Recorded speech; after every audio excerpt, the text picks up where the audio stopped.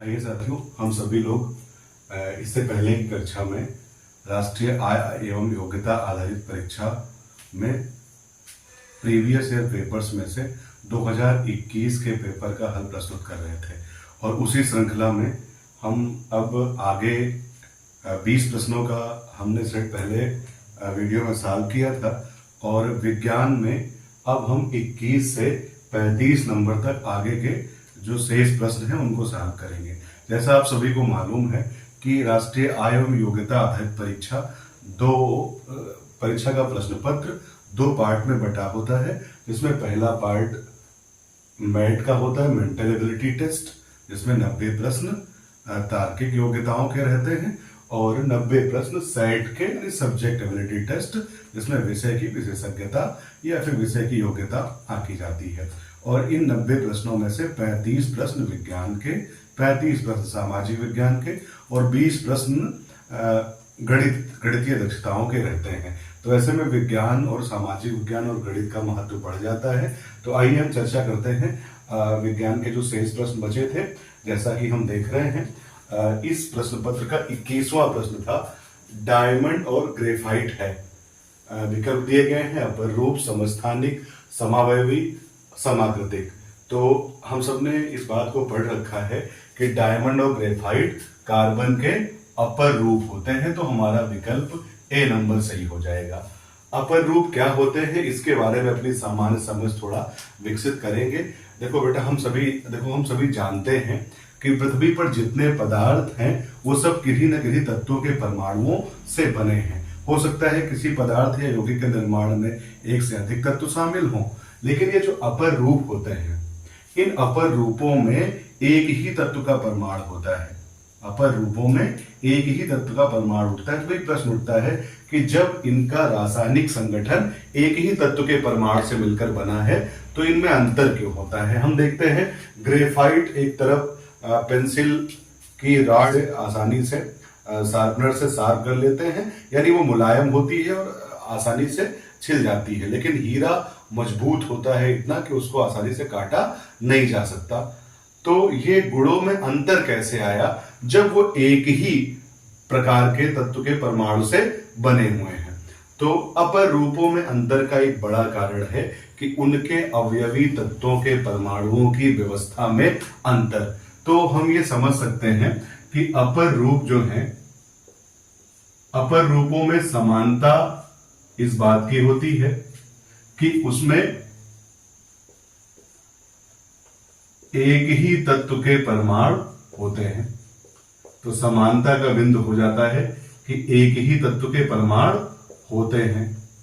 अच्छा, अंतर होता है, गुणों में अंतर का कारण है या उनमें अंतर होता है परमाणुओं की व्यवस्था का, यानी उनकी संरचना में परमाणुओं की व्यवस्था का अंतर हो जाता है, उनकी संरचनाओं की व्यवस्था का अंतर होता है।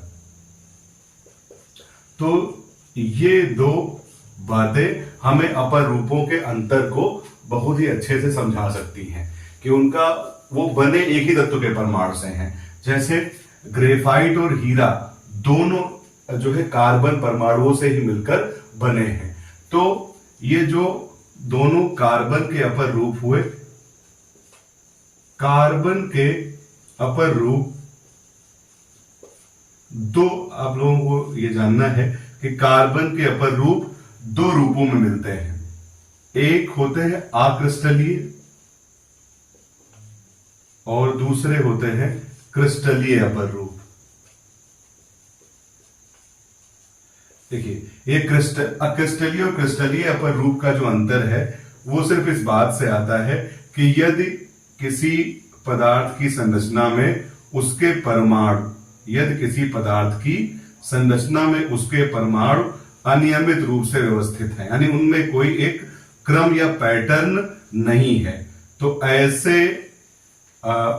ऐसे पदार्थ को या ऐसे पदार्थ की संरचना को हम अक्रिस्टलीय संरचना कहते हैं। और क्रिस्टल का तात्पर्य है पूर्ण रूप से व्यवस्थित, यानी जब उनके परमाणु एक निश्चित क्रम में और उस क्रम की पुनरावृत्ति हो उसकी पूरी संरचना में, तो अगर ये क्रम से परमाणु व्यवस्थित है तो ये संरचना क्रिस्टलीय कहलाती है। और कार्बन इन दोनों रूपों के, अक्रिस्टलीय और क्रिस्टलीय दोनों अपर रूप देता है। इनके अक्रिस्टलीय अपर रूप है, जैसे हम जानते हैं कोयला, लकड़ी का बना कोयला जिसको हम कास्ट कोयला भी कह सकते हैं,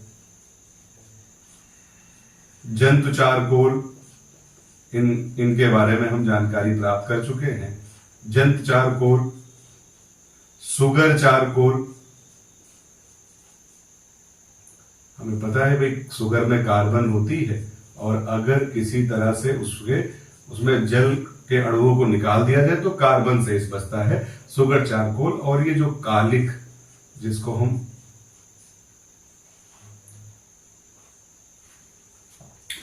तो कोयला, कास्ट कोयला, जंतु चारकोल, सुगर चारकोल, कालिक, ये कार्बन के अक्रिस्टलीय अपर रूप हैं। और दूसरी तरफ हीरा, जिसको हम डायमंड भी कहते हैं, रत्न भी बोलते हैं, ग्रेफाइट, ये पेंसिलों की राड के रूप में हम देखते हैं ग्रेफाइट को। ग्रेफाइट के अलावा एक कार्बन का अपर रूप और है, जिसको हम फुलरीन कहते हैं। तो यहां क्रिस्टलीय अपर रूपों में हीरा, ग्रेफाइट और फुलरीन आता है। देखो बेटा, हीरा और ग्रेफाइट दोनों कार्बन के परमाणुओं से मिलकर बने हैं। हीरा और ग्रेफाइट दोनों कार्बन परमाणुओं से मिलकर बने हैं। ग्रेफाइट में कार्बन परमाणुओं की बनी ऐसे कार्बन परमाणुओं की बनी खटकोणीय चक्र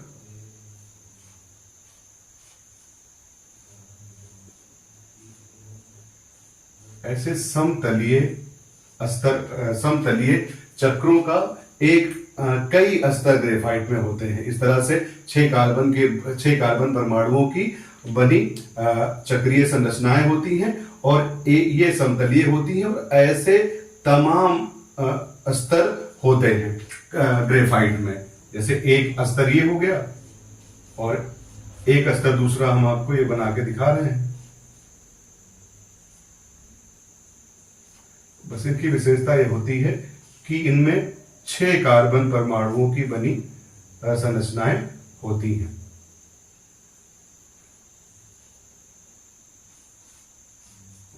और बेटा इसमें आप देखते हैं कि ये जो कार्बन के समतलीय स्तर होते हैं, इन स्तरों ये एक के ऊपर एक ऐसे सीट की तरह से रखे होते हैं, और इसमें एक कार्बन परमाणु अन्य 3 कार्बन परमाणुओं से जुड़ा होता है।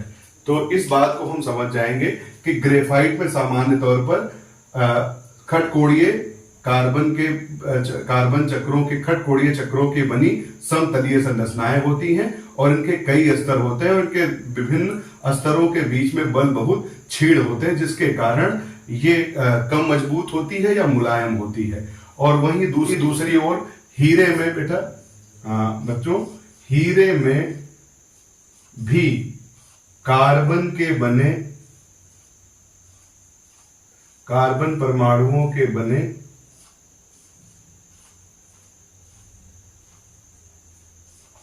कोणीय चक्र होते हैं, और यहां एक कार्बन परमाणु अन्य 4 कार्बन परमाणुओं से जुड़ा रहता है समचतुष्फलक के रूप में, और यह संरचना हमें प्राप्त होती है।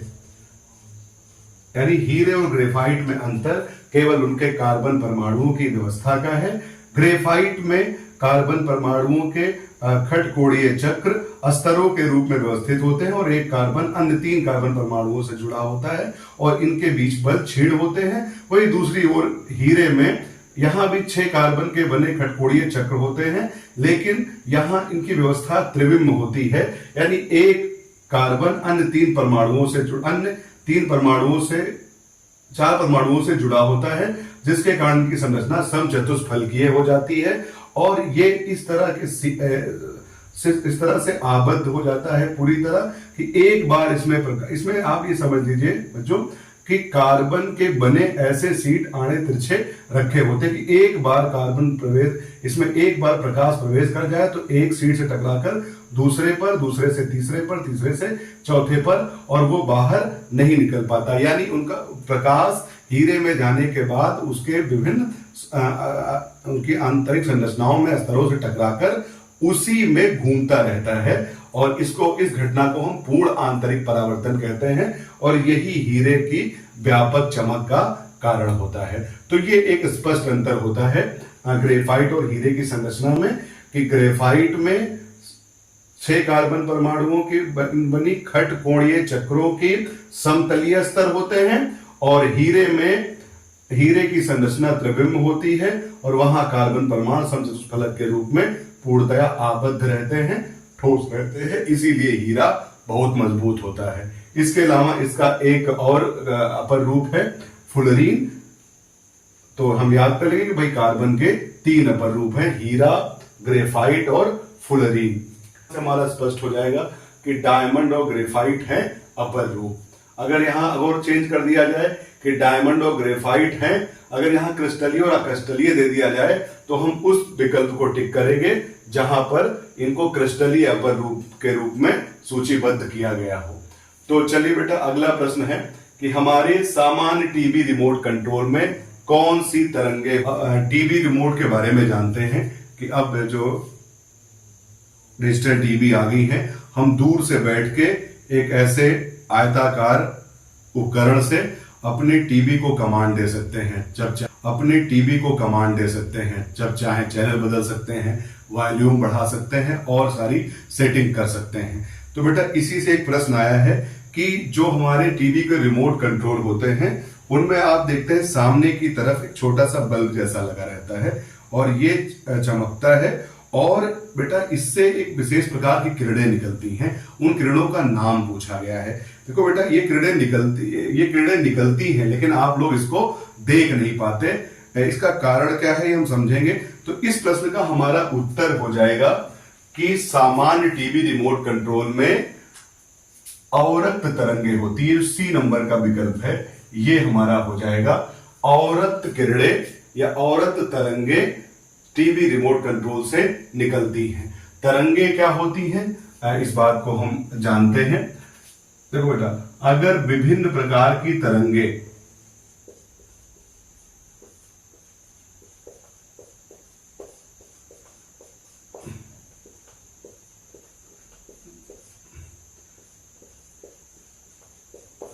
एक सामान्य तौर पर हम जान लेते हैं, विभिन्न प्रकार की तरंगों का एक क्रम हमें मिलता है। इसमें देखो तरंगे होती है ना, जिस पथ पर तरंगे जाती हैं तो तरंगों के चलने का कुछ क्रम ऐसे होता है, इस तरह से तरंगे तल के ऊपर नीचे इस तरह से चलती हैं। तरंगों में बेटा जो ऊपर बने ये संरचनाएं हैं, इनको हम कहते हैं श्रृंग। यानी तरंगे तल के एक तरफ जो ऊपर उठती हैं उनको कहते हैं श्रृंग, और जो नीचे होती हैं उनको कहते हैं गर्द। तो तरंगे जब इस प्रकार से चलती हैं तो तरंगों की पहचान उनके कुछ गुणों के कारण होती है। वैसे तरंगे अलग अलग प्रकार की होती हैं इन गुणों के आधार पर। हर तरंगों की एक निश्चित तरंग दैर्घ्य होती है, उनकी एक निश्चित आवृत्ति होती है, उनकी निश्चित ऊर्जा होती है, और उनकी निश्चित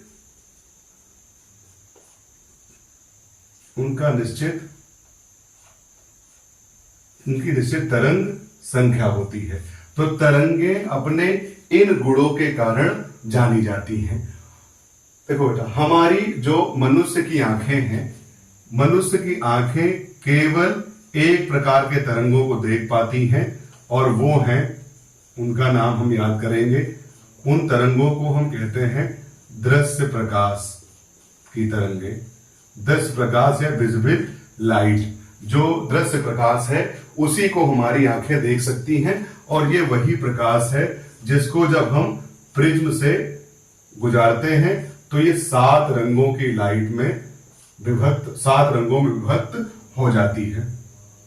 और इन रंगों का क्रम हमें याद है, हम इस बात को जानते हैं कि इन रंगों का क्रम विवग्योर कहलाता है। वी से होता है वायलेट, बैंगनी। आई से होता है इंडिगो, जिसको हम आसमानी कहते हैं। बी से ब्लू, या जिसको हम नीला कहते हैं।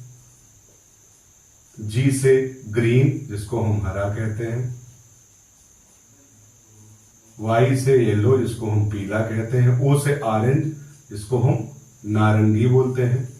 और रेड से लाल होता है, जिसको लाल होता है। तो इस तरह से दृश्य प्रकाश में इन 7 रंगों की जो है लाइट छिपी रहती है, और हमारी आंखें केवल दृश्य प्रकाश की तरंगों को ही देख सकती हैं, यानी इस रेंज की तरंग दैर्ध्य को देख सकती हैं। अब ये तरंग दैर्ध्य क्या होती है बेटा? जब कोई तरंग इस तरह से अवगमन पथ पर इस तरह से जारी होती है, तो 2 जो क्रम से आने वाले सरंग या 2 क्रम से आने वाले जो गर्त बनते हैं, इनकी बीच की दूरी को उनकी तरंग दैर्ध्य कहते हैं। उनकी तरंग दैर्ध्य कहते हैं। और ये तरंग दैर्ध्य बेटा हर तरंगों के लिए अलग अलग होती है। हर तरंगों के लिए अलग अलग होती है। अगर हम विभिन्न प्रकार की तरंगों को उनके बढ़ते और उनके तरंग दैर्ध्य के घटते क्रम में उन्हें व्यवस्थित करें, जैसे सबसे बड़ी तरंग दैर्ध्य वाली तरंगे हैं रेडियो तरंगे। उसके बाद आ जाती हैं अवरक्त तरंगे, जिनके बारे में अभी हमने जाना। इनकी तरंग दैर्ध्य रेडियो तरंगों से कम होती है, अवरक्त किरणें या अवरक्त तरंगे। फिर आती है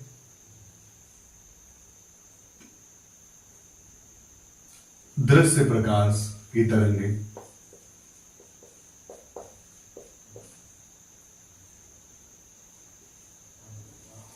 फिर आती है पराबैंगनी तरंगे। ये तरंगे हानिकारक होती हैं और जिनको ओजोन परत, जिनसे इन तरंगों से हमारी रक्षा करती है, पराबैंगनी किरणें। और उसके बाद आती है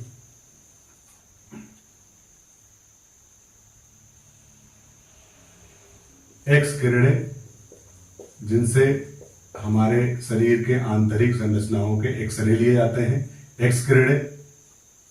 और छठे नंबर पर आती हैं गामा किरणें। और 7वें नंबर पर आती हैं कॉस्मिक किरणें।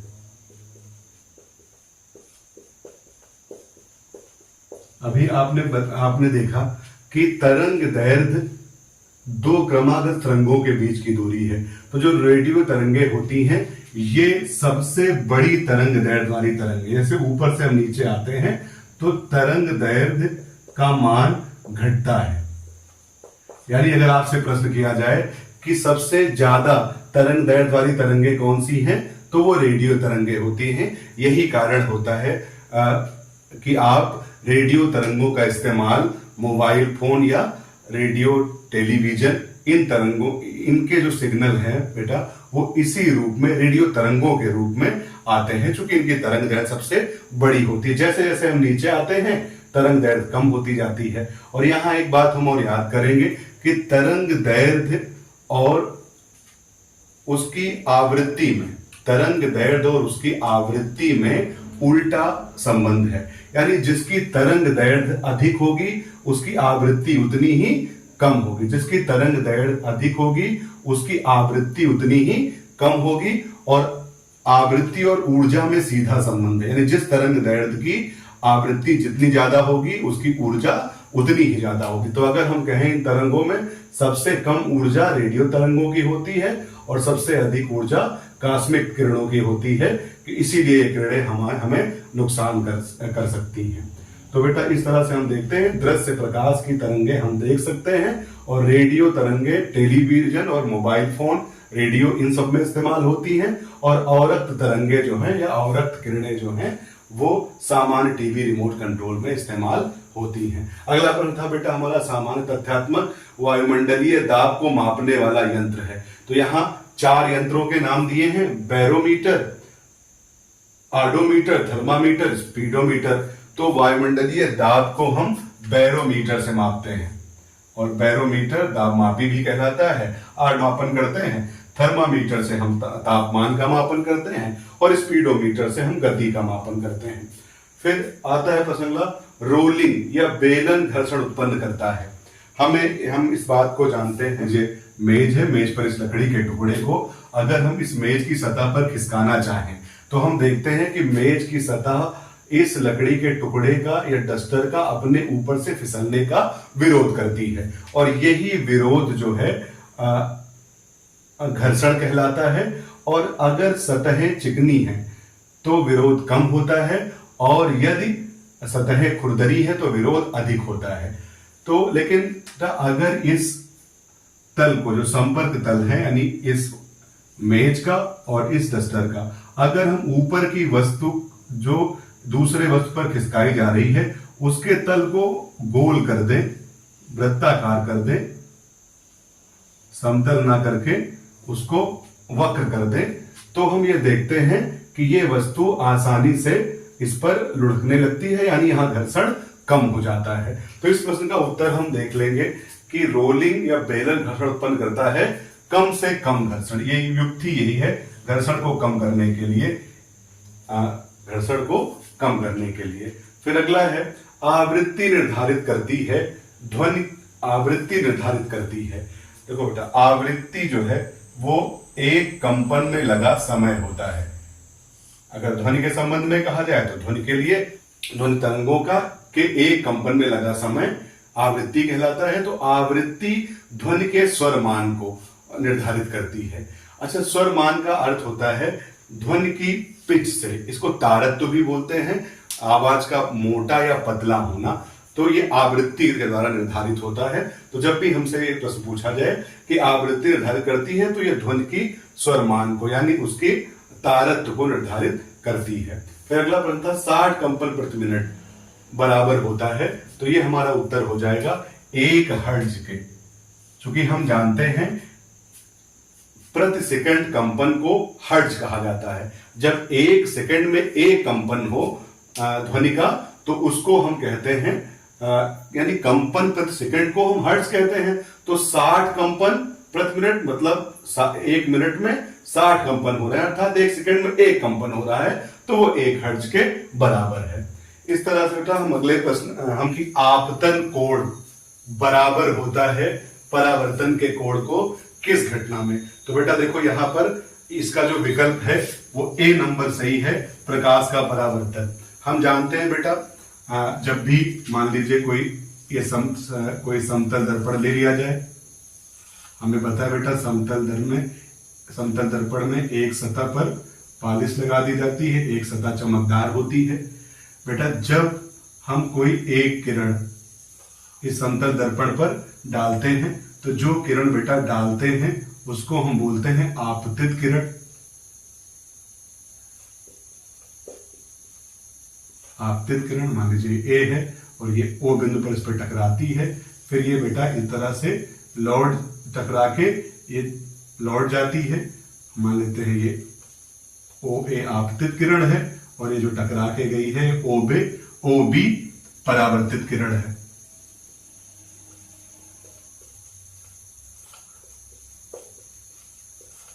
बेटा जिस समतल दर्पण पर जिस बिंदु पर यानी बिंदु O पर आपतित किरण आकर गिर रही है, अगर इसके लंबवत बेटा हम एक काल्पनिक रेखा लाइन खींच दें तो इसको हम बोलते हैं बेटा अभिलंब। इसको अभिलंब बोलते हैं। और बेटा मान लो हमने O C खींच दिया तो बेटा इधर ध्यान देते हैं AOC यानी आपतित किरण और अभिलंब के बीच में बना ये कोण, ये बेटा कहलाता है, चूंकि आपतित किरण है इसलिए इसको आपतन कोण कहते हैं और इसको आई से दिखाते हैं। और अभिलंब और जो आपतन बिंदु था और परावर्तित किरण, इसको बेटा आपतन बिंदु बोलते हैं।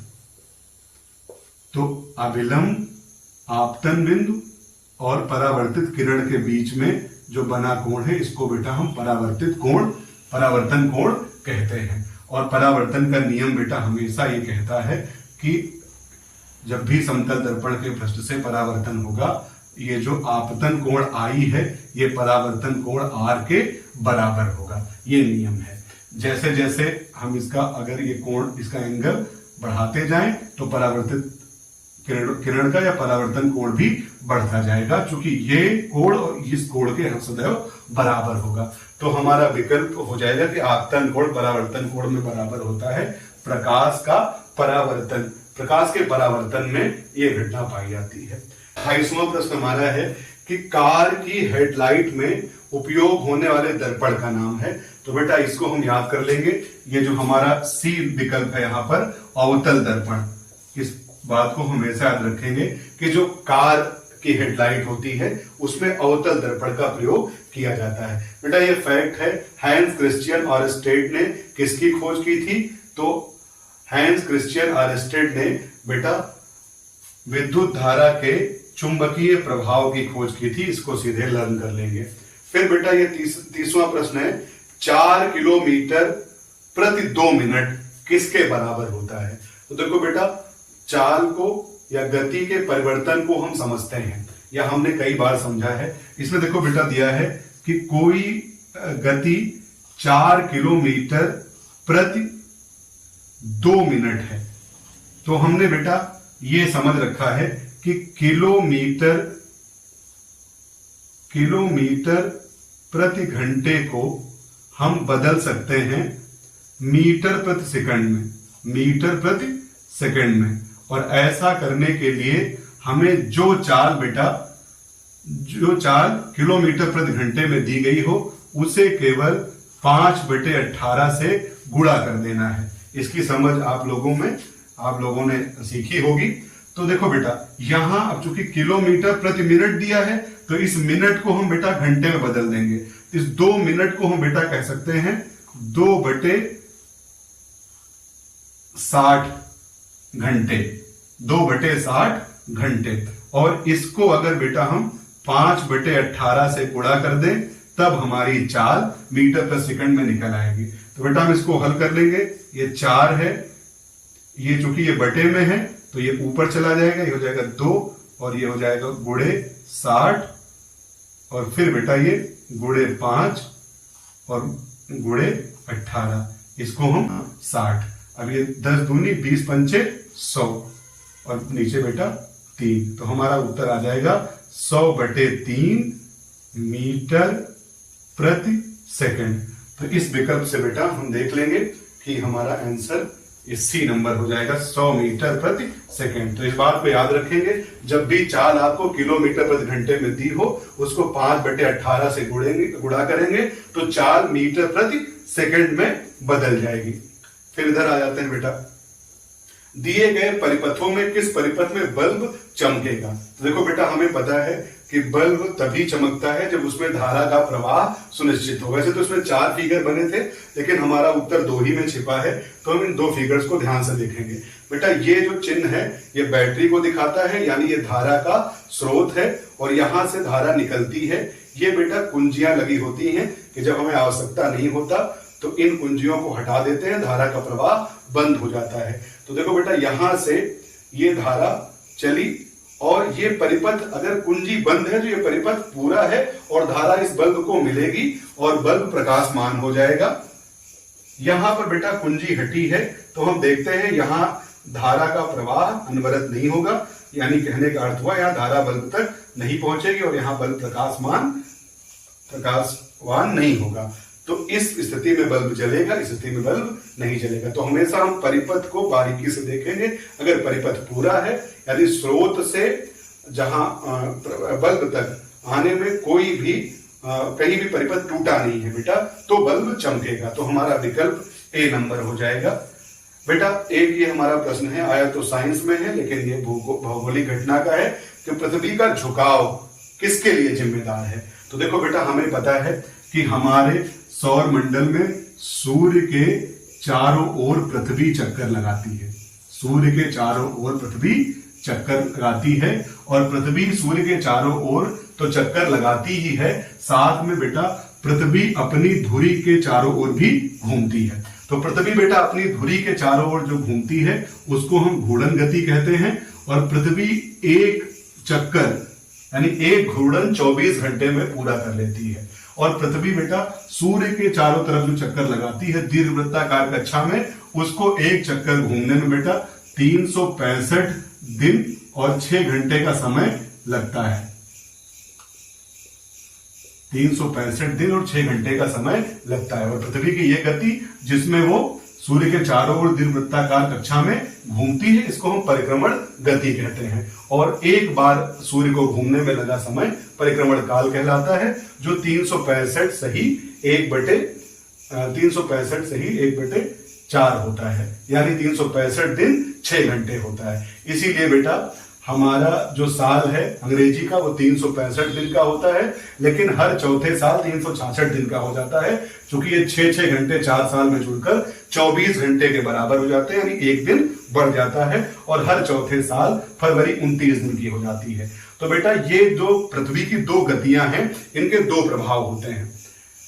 पृथ्वी की जो अपने अक्ष पर, और हमें बेटा पता है कि पृथ्वी अपने दोनों ध्रुवों को मिलाने वाले अक्ष पर नहीं घूमती, इसकी पृथ्वी अपने अक्ष से बेटा 23.5 डिग्री 23 सही 1/2 डिग्री झुकी हुई है। और बेटा इस झुकाव के कारण और इस सूर्य के परिक्रमा करने के कारण बेटा मौसम में बदलाव होता है, ऋतुओं में बदलाव होता है, जाड़ा गर्मी बरसात और बसंत ऋतु। इसी बेटा पृथ्वी के अपने अक्ष पे झुके होने के कारण और पूरे एक साल में एक चक्कर लगाने के कारण ऋतुओं में परिवर्तन होता है। यही कारण है बेटा एक वर्ष में 4 ऋतुएं सामान्यतया आती हैं। तो जब भी हमारा बेटा ऐसा प्रश्न है कि पृथ्वी का झुकाव किसके लिए जिम्मेदार है, तो पृथ्वी का जो है झुकाव बेटा मौसम में बदलाव का जिम्मेदार है, यानी ऋतुओं के परिवर्तन का जिम्मेदार है। ये अकेले ही नहीं है, इसके साथ साथ जो परिक्रमण गति है बेटा वो भी सहयोगी है।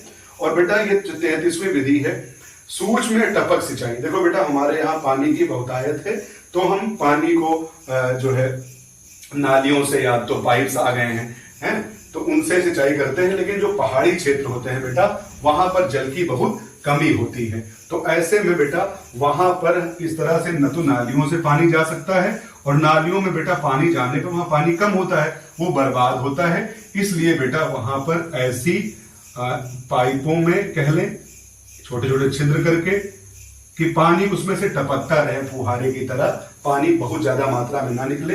तो जो टपक बेटा सूक्ष्म सिंचाई है, टपक सिंचाई है, वो पानी का अपव्यय बचाने में, यानी पानी की बर्बादी ना हो और हमारा सिंचाई का कार्य भी हो जाए, तो सी नंबर विकल्प बेटा हमारा सही होगा कि जो टपक सिंचाई है या सूक्ष्म सिंचाई है वो पानी को बचाने में उपयोग होती है। बेटा ये 34वां प्रश्न हमारा प्रदूषण से संबंधित है, अपशिष्ट जल का। बेटा हमें पता है कि मानव की गतिविधियां, घरों में कपड़े का धोना हो, जो है फैक्ट्रियों से जो है खराब पदार्थों का जल में मिलना हो, तो ये जल को प्रदूषित करता है। और बेटा इससे हम ये जल बह करके हमारी नदियों में जाता है और नदियों को प्रदूषित करता है। तो इसके बारे में अब पर्यावरण के बारे में लोगों की चिंता बढ़ी है, जिसके कारण इस खराब जल को, घरों का निकला खराब सीवेज का पानी, फैक्ट्रियों का पानी नदियों में छोड़े जाने से पहले बेटा उसका उपचार किया था। उपचार का अर्थ सामान्य सा हुआ बेटा कि पानी में जो भी गंदगी या कचरा या अपशिष्ट घुला है उसको किस तरह से हटा दिया जाए, और इसी हटाने को बेटा हम उपचार कहते हैं। और पानी को हटाने के लिए बेटा देखो पानी में बेटा कुछ ऐसे पदार्थ मिले होते हैं जो सूक्ष्म जीवों के द्वारा उनका अपघटन कर दिया जा सकता है, वो जैव निम्नीकरणीय होते हैं। तो उसके लिए बेटा ये जो हमारी पहला स्टेप है वायुवातन, इसका तात्पर्य ये होता है बेटा कि उसमें अपशिष्ट तो घुला है, सूक्ष्म जीव इसलिए नहीं पनप सकते क्योंकि उसमें ऑक्सीजन नहीं है, तो उसमें बेटा वायु प्रवाहित की जाती है ताकि सूक्ष्म जीव पैदा हो जाएं और वो अपशिष्ट को अपघटित करने वाले जो सूक्ष्म जीव हैं वो सक्रिय होकर इसको जो है अपघटित कर दें। यानी बेटा यहाँ पर ये जैव निम्नीकरणीय पद्धति अपनाने के लिए वायु कप का प्रवाह किया जाता है और उसके बाद बेटा उसको छानना होता है। फिर उसमें बेटा ये क्लोरीनीकरण करके उसमें सूक्ष्म। अब हमारा अगला प्रश्न था कि अपशिष्ट जल का उपचार करने के लिए निम्न चरण अपनाए जाते हैं। देखो बेटा, हम ये जानते हैं कि मानवीय क्रियाकलापों द्वारा, जैसे घर से निकला साबुन, डिटर्जेंट, इन सब का झाग और सारी गंदगियां जल में जब मिलती है तो उनको प्रदूषित करती हैं। इसी तरह विभिन्न प्रकार की फैक्ट्री जैसे चमड़ा उद्योग, उनसे निकला हुआ दूषित जल यदि सीधे पानी में मिल जाए तो वो पानी को प्रदूषित करता है। यही कारण है कि अब पर्यावरण की चिंता करने वाले लोगों ने इस बात को जाना है कि इन दूषित जलों को शुद्ध जल के स्रोतों से मिलने से पहले इन्हें या तो शुद्धिकृत कर लिया जाए, अन्यथा ये हमारे शुद्ध जल स्रोतों को प्रदूषित करेंगी। तो जल के अवशिष्ट जल का उपचार का तात्पर्य इस बात से है कि उसमें मिले जो अपशिष्ट पदार्थ हैं, जो बेकार पदार्थ हैं, कार्बनिक या अकार्बनिक, उनको कैसे हटा दिया जाए, और इस हटाने को ही हम जल का उपचार कहते हैं। तो इसके लिए बेटा कई चरण अपनाए जाते हैं। इसमें 3 स्टेप दिए हैं। वायुवातन, देखिए जल में अपशिष्ट के रूप में कुछ कार्बनिक पदार्थ मिले होते हैं जिनका अपघटन सूक्ष्म जीव कर सकते हैं, लेकिन वो उसमें ऑक्सीजन की कमी के कारण उत्पन्न नहीं होते, इसलिए उसमें वायु प्रविष्ट कराई जाती है, जिसको हम वायुवातन कहते हैं, ताकि वो सूक्ष्म जीवों की संख्या को बढ़ावा दे दे और वो सूक्ष्म जीव उन कार्बनिक अपशिष्ट पदार्थों को अपघटित कर दें, नष्ट कर दें, कम कर दें। फिर होता है बेटा निस्पंदन, जिसको छानना कहते हैं। फिर दूसरे स्टेप में हम उन अपशिष्ट पदार्थों को छान लेते हैं और फिर उन्हें जो बचा हुआ शेष जल है उसमें क्लोरीनीकरण। ये तीनों स्टेप एक क्रम में होते हैं, यानी पहले अपशिष्ट जल का वायुवातन किया जाता है, फिर छाना जाता है, फिर क्लोरीनीकरण किया जाता है। तो जिस भी विकल्प में ये तीनों स्टेप क्रम से दिए गए हों, तो आप देखिए सी नंबर में पहला, दूसरा, तीसरा क्रम से दिया गया है, इसलिए हमारा विकल्प सी नंबर हो जाएगा। और अगला प्रश्न है कि दिए गए शब्दों में ऐसा उपयुक्त गठबंधन छांटो जिनमें जीवाश्म ईंधन ना हो। सामान्य तौर पर हम जीवाश्म ईंधन के बारे में जानते हैं, इसके बारे में हमने पहले से पढ़ रखा है कि पुराने समय में ये देखा गया था कि भौगोलिक उथल पथल के कारण पूरे वृक्ष जो है जमीन से उखड़ गए और वो मिट्टी में दब गए, और उनका तना वहां ऑक्सीजन की अनुपस्थिति थी, जिससे पूरी तरह से जलकर राख नहीं हो पाया और वो अत्यधिक ताप में झुलसकर कोयला बन गया, और वही कोयला हम आज निकालते हैं। तो ये जो कोयला है, चूंकि ये वृक्षों के तने से बना है, जीवों के अंश से बना है, तो इसको हम जीवाश्म ईंधन कहते हैं। ठीक इसके दूसरी तरफ पेट्रोलियम के निर्माण के बारे में हम जानते हैं कि इन प्राचीन समय में हुई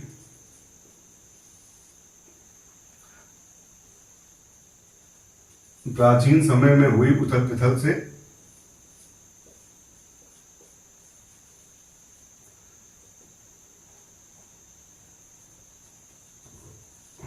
हमें पता है बेटा पृथ्वी